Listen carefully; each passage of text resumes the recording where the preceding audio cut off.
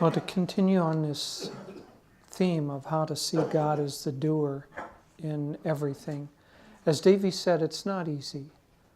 You know, it's not really,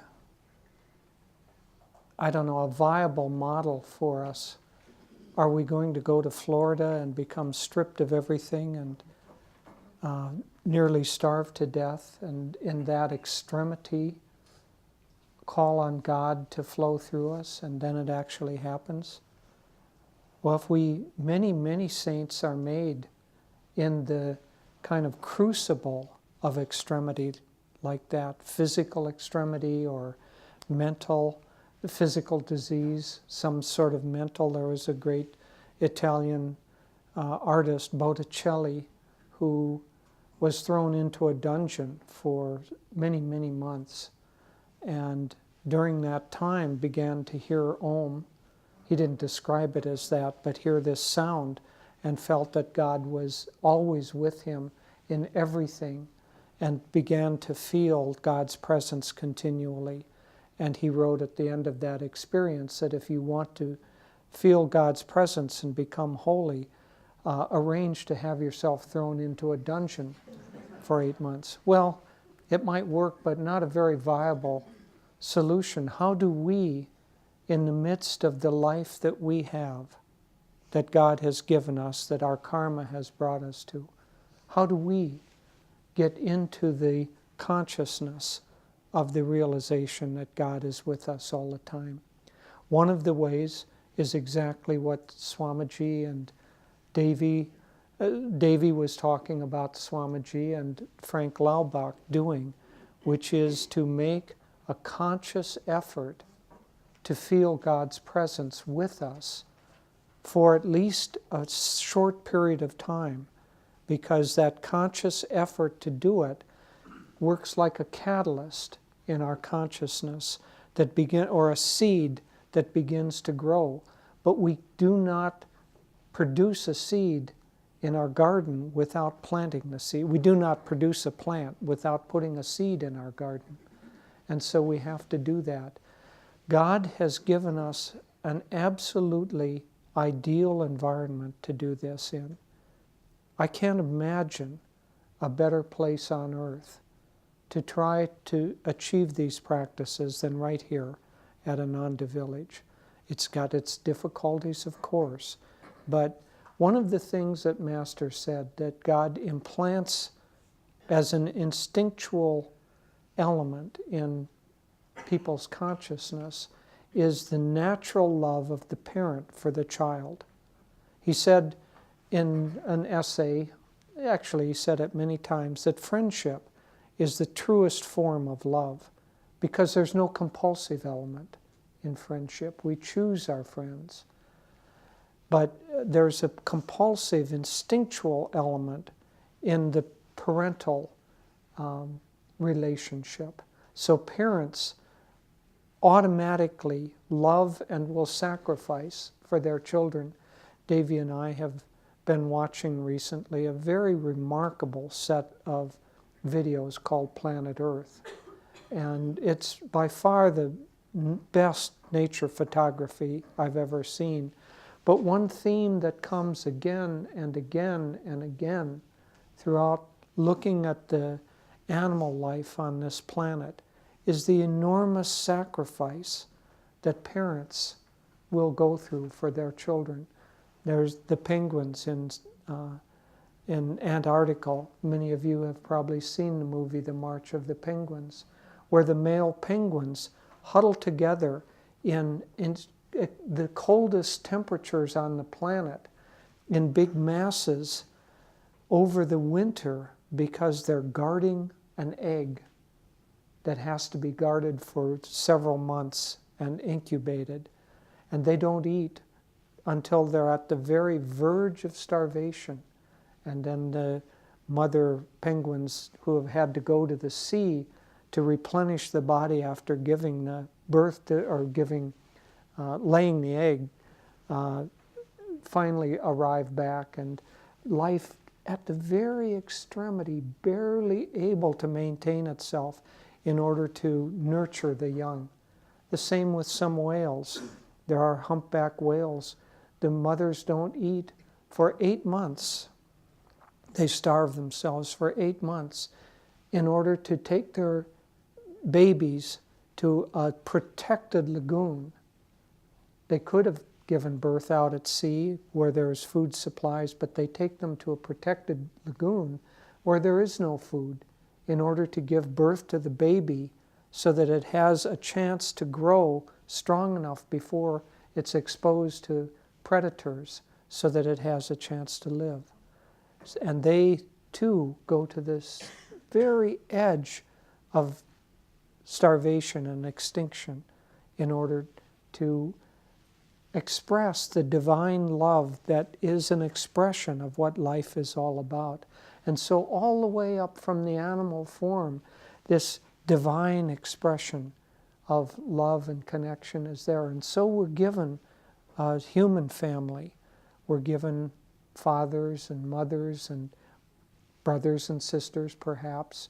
And in that protected environment, we have our first chance to express love and appreciation. And in that protected environment, we begin to open our hearts and open our consciousness so that we let others into our aura. We will not be able to feel God's presence until we begin to allow others into our hearts and into our lives. Because if we're so closed that we push away God in manifested form, it's more difficult to see Him in unmanifested form.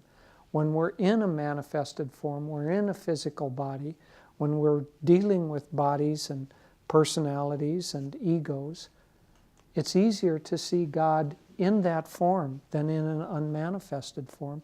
That's the very reason that God incarnates as avatars. So we go from family, and Master talked very strongly about how we must develop our love in the family situation, but then we must not stop there. To stop there, he called us four and no more. That there's a natural affinity for the family, but if you stop there, it's us four and no more. How we have to expand beyond that and ultimately continue to expand these circles of acceptance and love until they get bigger and bigger and include everybody and everything on the planet. It's somewhat difficult to do that in the harsh environment where perhaps, unlike the baby whale, we don't have killer sharks out there trying to eat us, but we have lawyers. We have landlords. We have all the challenges of life. How in the midst of all of that kind of turmoil do we keep our hearts open and expansive? Well, the step beyond the nuclear family, the most beautiful step and a very, very important spiritual step, the second most, the teachings of India say the second most powerful influencer that there is on the spiritual path is satsang, the company of other truth seekers. And so to gather together in the company of other sincere truth seekers is a great, great blessing. It is for that reason that Ananda has come into existence. It is Master's, as the avatar of this age, it is his gift to us to give us the model of living amongst other spiritual seekers in true satsang, primarily because then we can open our hearts and let each other in.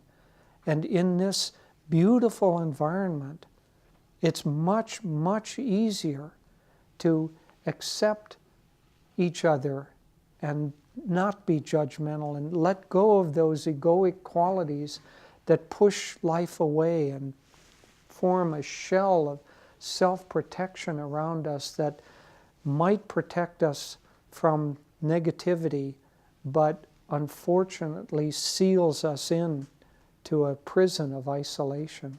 we can open that up and begin to feel God's presence in each other.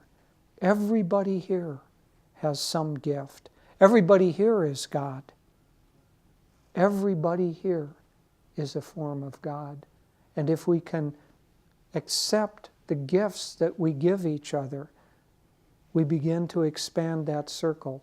There are two attitudes that are of absolute prime importance that we develop, and we have to work, we have to put our will into developing these two attitudes. The first is gratitude. Without gratitude, we push life's experiences away and we isolate our consciousness. We need to actively express and feel. It isn't enough to just mentate it. We have to feel gratitude, and we have to practice that on a daily basis. Swami had suggested that we feel the presence of God for 5 minutes a day. Think of God. I would like to suggest that at least you pick your number, 10, 12 times a day, some number like that, that for the next month you actively thank God for some experience that happens to you. See what it does for the heart, to thank God. Don't do it only for the pleasant things. Don't do it only for the unpleasant things.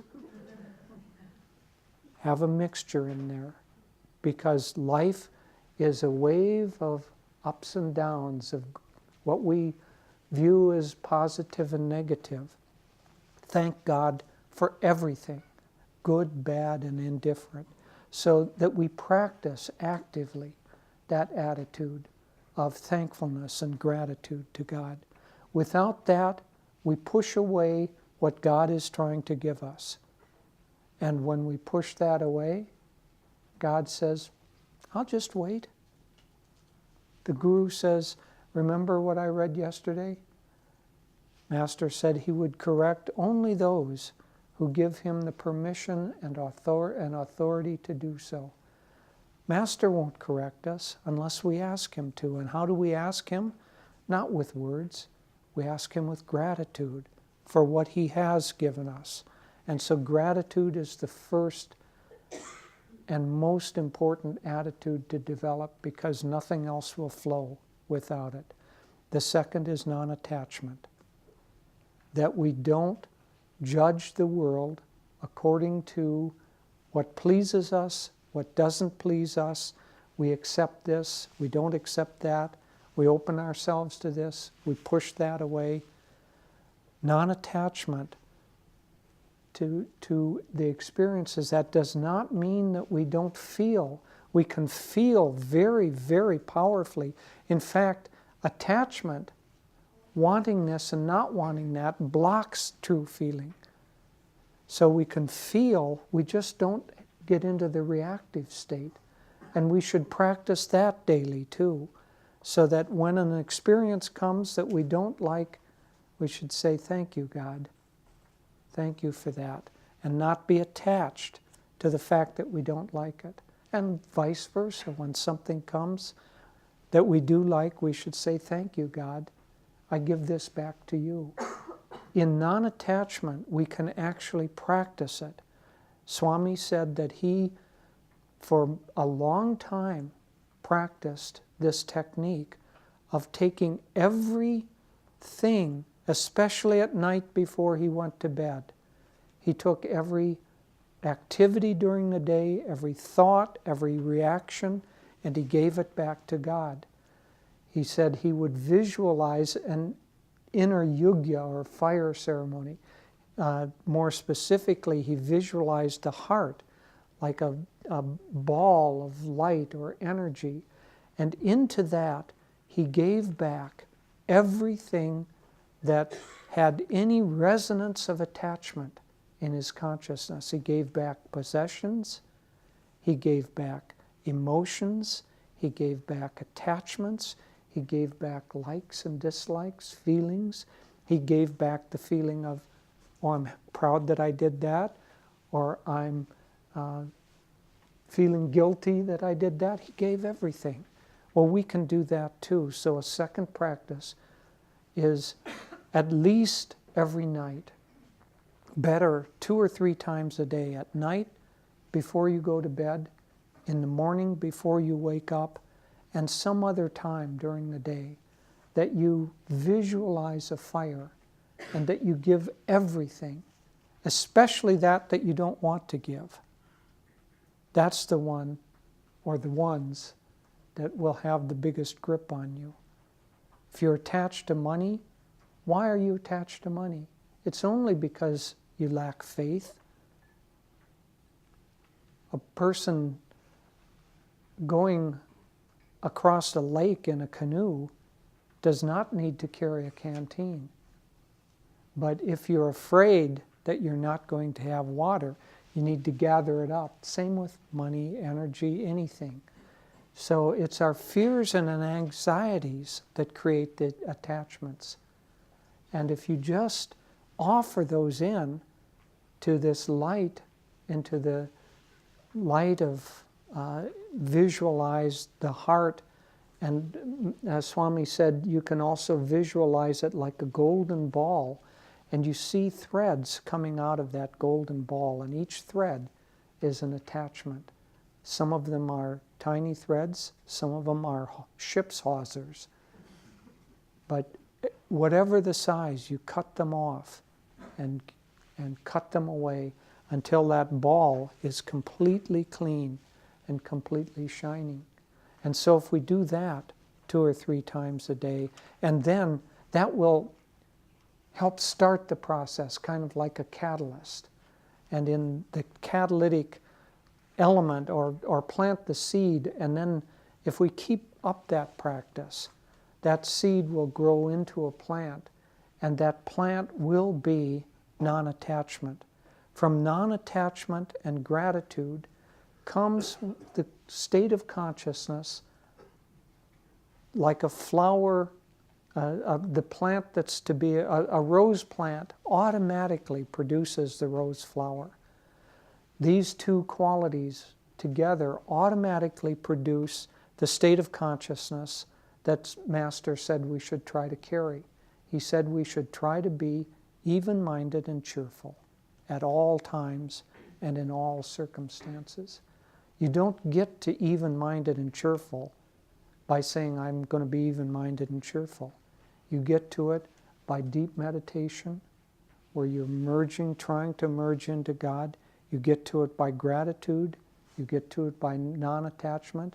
And as those elements bubble within you, the result, like a rose plant producing the rose flower, is a beautiful flower of being even-minded and cheerful.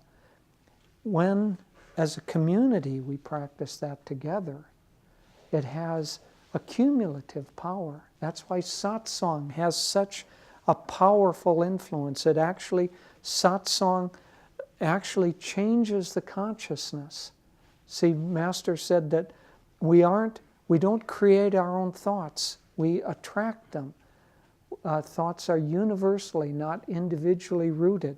It's like a radio station.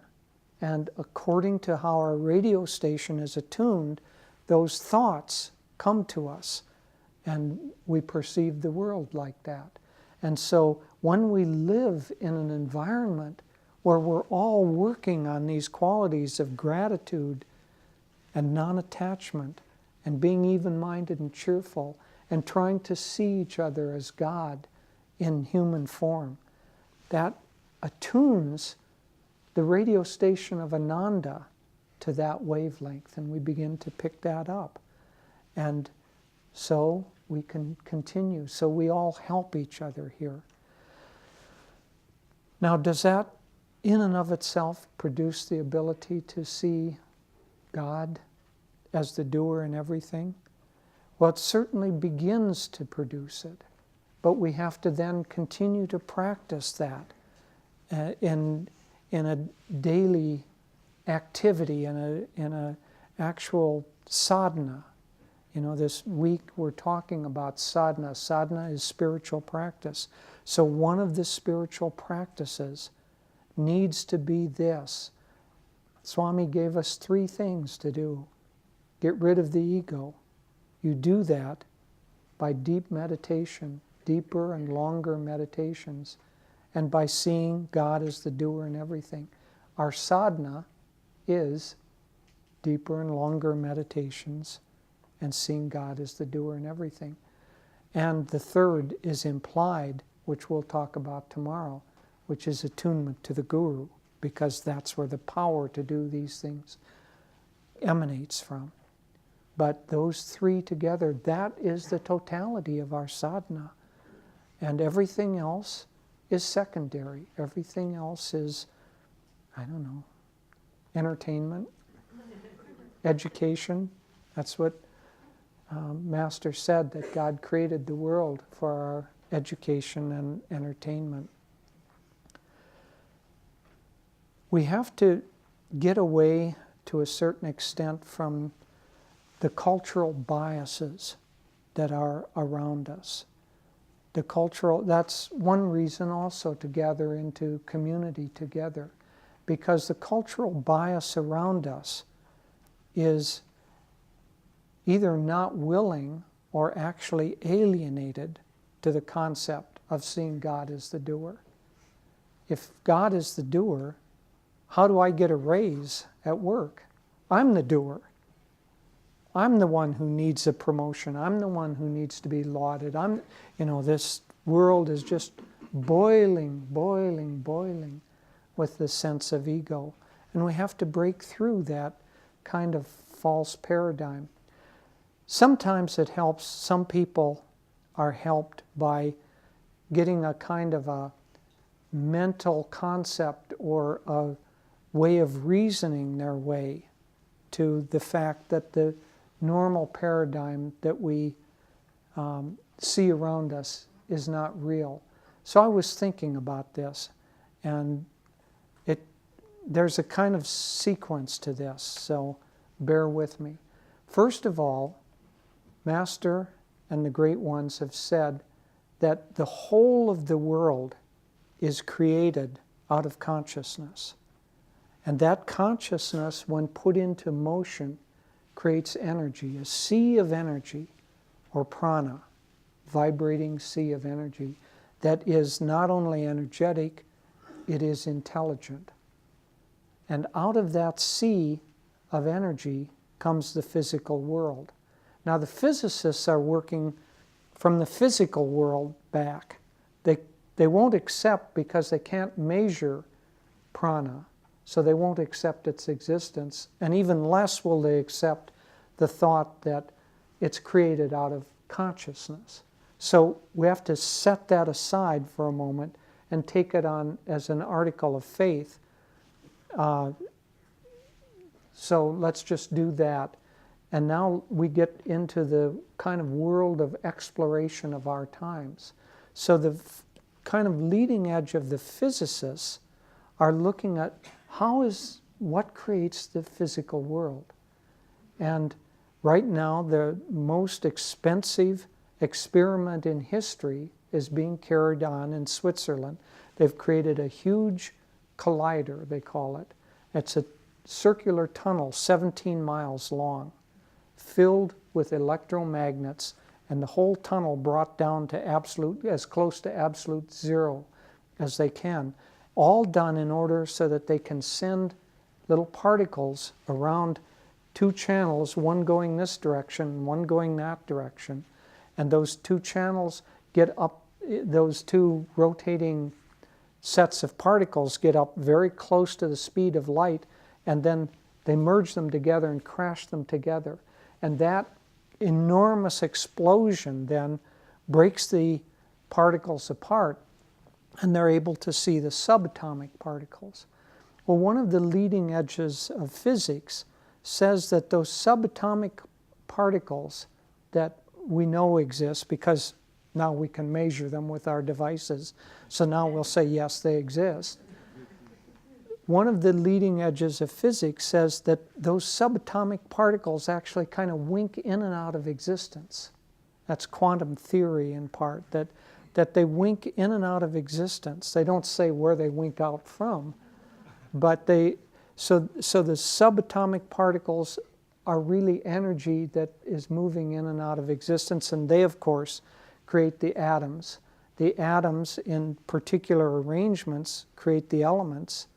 And so the elements are just, like hydrogen is an atom with 1 proton in it. Oxygen is an atom with 8 protons, and so on, the various elements. And all of matter and life and so on, you and me, at a chemical level or elemental level, are created out of different recipes of these elements. So we've got consciousness, then we've got prana, then we've got subatomic particles winking in and out, and then we've got particles, and then we've got molecules, and then we've got things, and we've got people, and we've got these things somehow. The scientists don't know how, but forget that for now. We've got life happening and self-organization. And now imagine sitting down and you're watching television tonight, and you've got 4 other people. You've got just a regular person watching with you. You've got a hippie, you've got a neuroscientist, and you've got a yogi. And you're sitting there and you're watching television. And the television program you're watching is an old one, it's Wagon Train. Okay, the regular guy looks and he says, "Look at that wagon train. It must be a half-mile long. It stretches all the way from the river, all the way back there to the butte in the canyon." And because he's really into the television program. The hippie laughs and says, "Are you crazy? That wagon train is about 8 inches long." And he gets a ruler and he goes up and he measures on the television set, and the wagon train is 8 inches long. And he's laughing at the normal guy, regular guy. I don't know that anybody's normal in this example. So then the neuroscientist laughs at the hippie and says, "What do you mean, the wagon train? You aren't perceiving what's on the television set. You're perceiving an image in the brain. And so it's just a matter of little neurons in the brain that are producing that picture, apparently. And it's only the width of a hair in your brain is the real length of that wagon train." And the yogi laughs and says, "It's all an illusion. All you're really perceiving is intelligence and prana." And so who's right in this model? At the very, very least, using this kind of reasoning, we can say that maybe our concept of reality is not what it seems to be on the surface. Maybe if the yogis say that this is all a play of God, maybe they're right, and our rational minds that say, "Oh no, it can't be because I read in the physics books that it's such and such," maybe they're wrong. It's all an illusion. And if we can accept rationally that it's all an illusion, at least that will maybe break some of the dedication to thinking that life is only as we perceive it, or as the bumper sticker says, don't believe everything you think. Now, Master said there's another illustration of this that helps us break down. He said, actually, the reason that we dream at night is in order to understand how God creates the world. That's the spiritual reasoning for it, the spiritual purpose. And so you have a dream at night. And last night I had a dream where I have an active dream life. I don't get much rest at night. So. But last night there was a small group of us from Ananda, friends of ours, and we were building a house. And the house had studs and it had walls, and there was bulldozers, and there were people coming in and out, and there were hammers, and the whole thing was there. And I was one of the crew. Well, in the midst of the dream, as long as you're caught in the dream, that whole drama holds together. There's me, there's a crew, there's a wall, there's hammers, there's nails, there's bulldozers, etc., etc., etc. But if you pull back from that and you look at that dream from a waking state, what is it? It's all just an illusion. There is no me, or if there is a me, I'm just as much the wall and the bulldozer as I am the part of the dream that thinks I'm me. Isn't that true? If it's all being produced out of my consciousness, there's no separation there. And so there's only, as long as you're caught in the midst of the dream, the sense that it has a reality to it. But it doesn't. And that's why Master said that God gave us dreaming so that we can understand how He creates this world. It's all brought forth from His consciousness, and we're all parts of the dream, just like the bulldozers and the walls and the studs and the people and the hammers and nails. But we all individually think that we exist in separation from the other parts of the dream. And it's all done through smoke and mirrors, through Maya.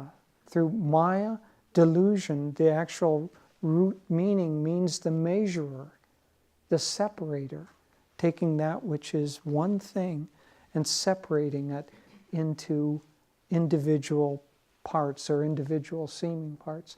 So at least in this way, we can reason ourself to the point where we say that this reality that we perceive, maybe it isn't such a true reality after all.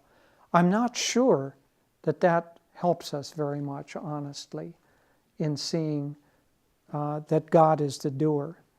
Because as soon as the neuroscientist spills coffee on our pants, we're all upset again. We lose the ability.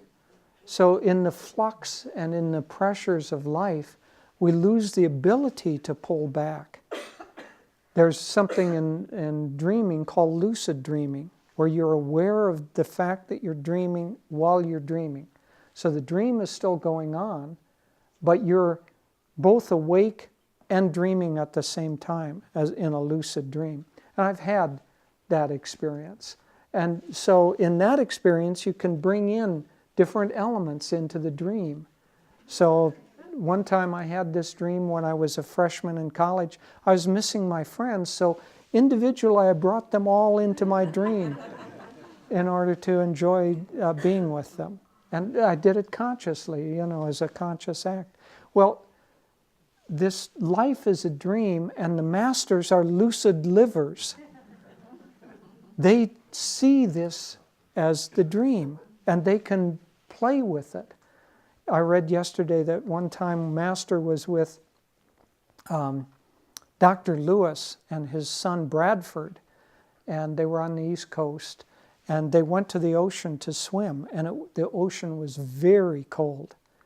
And so Master said, well, if the whole ocean is made out of consciousness, I don't have to perceive it as being cold. I just perceive it however I want to perceive it. And so he was enjoying himself in the water, and Dr. Lewis's son Bradford said, Dad, look, there's a light around Yogananda. And so the masters play with this dream. They kind of wink in and out of reality with it. They can manipulate it. Krishna Babaji can create a golden palace, not an illusion, any more than the illusion of this body is an illusion, has its reality. So they can create real golden palaces. So one of the things that we have to do in all of this is that we have to work at convincing our mind. And it's not easy. That's why this topic is a difficult one, but we have to work at convincing our mind that the self-imposed limitations we put on our perceptions are only that. They're self-imposed limitations, and we have to work to get out of that.